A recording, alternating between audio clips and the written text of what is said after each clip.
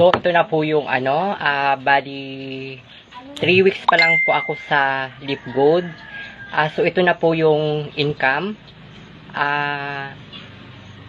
Maraming PN.